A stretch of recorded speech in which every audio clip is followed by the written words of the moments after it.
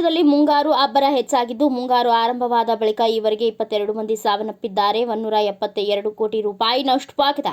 Himachal ಪ್ರದೇಶದಲ್ಲೇ June 27ರಂದು ಮುಂಗಾರು ಪ್ರಾರಂಭವಾಗಿದೆ. ಇದಾದ 2 ವಾರದಲ್ಲಿಯೇ 22 ಮಂದಿ ಸಾವನ್ನಪ್ಪಿದ್ದಾರೆ. ರಾಜ್ಯವು 172 ಕೋಟಿ ರೂಪಾಯಿ ನಷ್ಟವನ್ನ ಕಂಡಿದೆ ಎಂದು ಅಧಿಕಾರಿಗಳು ಹೇಳಿದ್ದಾರೆ. 8 ಮಂದಿ ನೀರಿನಲ್ಲಿ ಮುಳುಗಿದ್ರೆ 6 ಮಂದಿ ಎತ್ತರದಿಂದ ಬಿದ್ದು 4 ವಿದ್ಯುತ್ ಸ್ಪರ್ಶಿಸಿ ಸಾವನ್ನಪ್ಪಿದ್ದಾರೆ. 3 ಹಾವು ಕಡಿದು ಸಾವನ್ನಪ್ಪಿದ್ದಾರೆ ಮತ್ತೆ ಇನ್ನಿಬ್ಬರು ನಾಪತ್ತೆಯಾಗಿದ್ದಾರೆ ಎಂದು ತಿಳಿಸಿದ್ದಾರೆ. ರಾಜ್ಯ ತುರ್ತು ಕಾರ್ಯಾಚರಣೆ ಕೇಂದ್ರದ ಪ್ರಕಾರ ಮಂಡಿಯಲ್ಲಿ 5, ಶಿಮ್ಲಾದಲ್ಲಿ 4 ಮತ್ತು ಕಂಗ್ರಾದಲ್ಲಿ 3 ರಸ್ತೆಗಳು ಮುಚ್ಚಲಾಗಿದೆ.